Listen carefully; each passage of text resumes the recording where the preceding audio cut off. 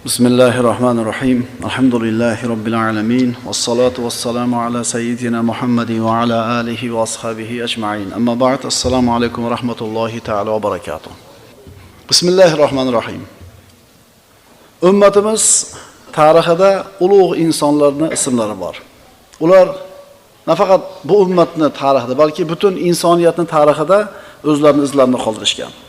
Muhammad Mustafa sallallohu alayhi vasallam, u zotning sahobalari, xalifalar, hokimlar, sultonlar. Hozirda musulmon yoshlari mana shu ulug'larimizning hayotini o'qib o'rganishlikka naqadar muhtoj. Ana shu ulug'larimizning kimligini, nima ishlarni qilishganini bilishmaydi ko'pchiligimiz. Bilganlari ham ma'lumoti juda ham oz. Imom Ja'far as-Sodiq, Imom Buxoriy, Ibn Sino, Imom Rozi, Imom G'azzoli, Farabi. Bu ulug'larimizni ko'pchiligimiz faqat atini bilamiz. Qilgan ishlari, qoldirgan bir meroslari haqida xabarimiz yo'q desak adashmagan bo'lamiz ko'pchiligimiz.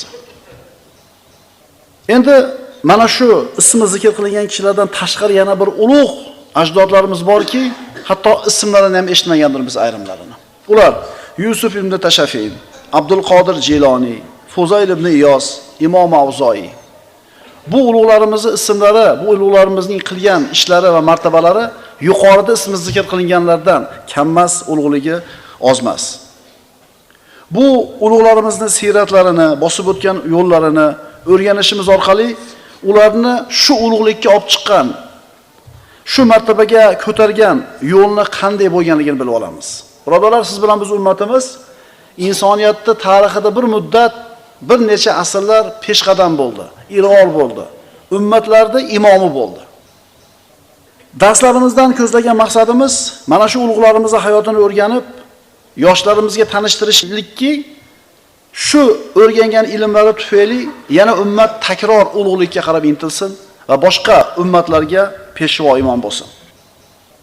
Shuning uchun bu darslarimizni Asrorul Ulama, ulug'larning sirlari deb nomlasak to'g'ri bo'ladi.